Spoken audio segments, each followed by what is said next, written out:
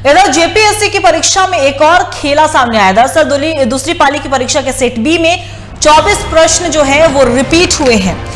JPSC की परीक्षा में लगातार धांधली हो रही है और अब एक और नया खेला आया है। दरअसल दूसरी पाली परीक्षा के सेट बी में 24 प्रश्न पत्र जो 24 प्रश्न थे वो रिपीट किए गए। प्रश्न संख्या 76 के बाद रिपीट हुए हैं प्रश्न। एक ही प्रश्न एक ही कॉपी में 2 बार पूछे गए हैं। एक पेपर में थे ऐसे 24 प्रश्न बताए जा रहे हैं। बड़ी खबर, जेपीएससी की परीक्षा में एक और खेला सामने आया जहां क्वेश्चन जो है वो रिपीट हुए हैं।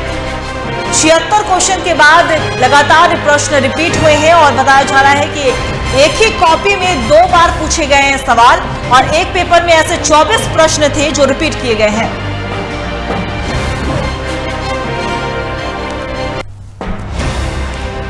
बड़ी खबर हम आपको बता रहे हैं, जेपीएससी की परीक्षा में एक और खेला हुआ है। दरअसल दूसरी पाली की परीक्षा के सेट बी में 24 प्रश्न जो है वो रिपीट हुए हैं।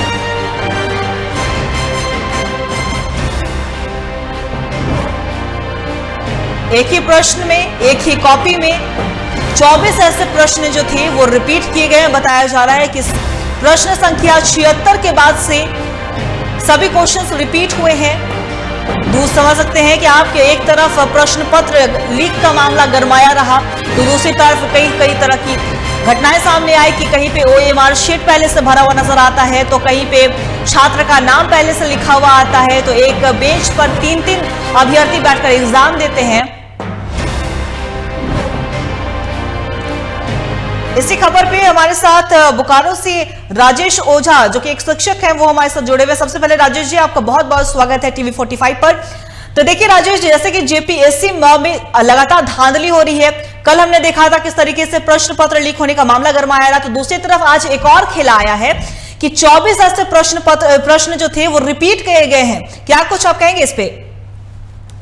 देखिए, जहाँ तक प्रश्न पत्र लीक की आ रही है तो प्रश्न पत्र लीक नहीं हुई है, ऐसा हम पूरा कंप्लेंट के साथ बोल रहे हैं कि प्रश्न पत्र लीक नहीं हुई है।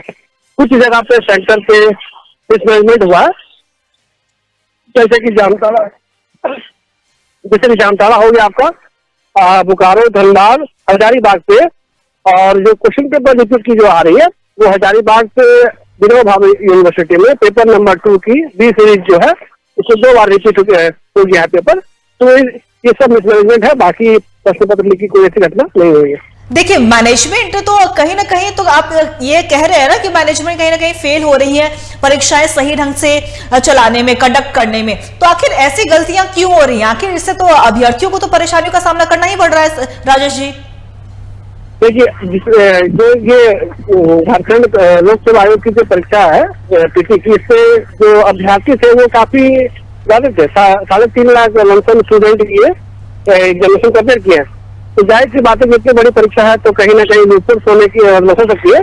तो लूटफुट हुई है वो मैनेजमेंट की। और जामताड़ा और चतरा, ये 2 पे हम जो देख रहे हैं, इस पे पेपर लेके बाहर में जो कैंडिडेट लोग ओएमआर शीट फिलअप कर रहे हैं, ये भी एक मिसमैनेजमेंट ही है। लेकिन राजेश जी, आप एक शिक्षक हैं, मान लीजिएगा कोई एग्जाम कंडक्ट आप कराते हैं तो जाहिर सी बात है कि इसकी तैयारियां सुचारू रूप से चलाने के लिए आपकी मुकम्मल रहती होगी। और आप बता रहे हैं कि 3 लाख से ज्यादा अभ्यर्थी है, देन मैनेजमेंट ने सही ढंग से काम नहीं किया होगा, ये मिसमैनेजमेंट है। तो आखिर मिसमैनेजमेंट ही क्यों हो रही है? देखिए, मिसमैनेजमेंट इसलिए हो रही है कि ये जो परीक्षा ली गई है ये काफी जल्दबाजी में ली गई है और काफी फोर्स के साथ डीसी जितने भी है, सभी जिला शिक्षा पदाधिकारी हो गए और जिला के जो उपायुक्त हो गए, इनको प्रेशर दिया गया सरकार की ओर से कि आपको एग्जाम कंडक्ट करवाना है विदिन 13 डेज।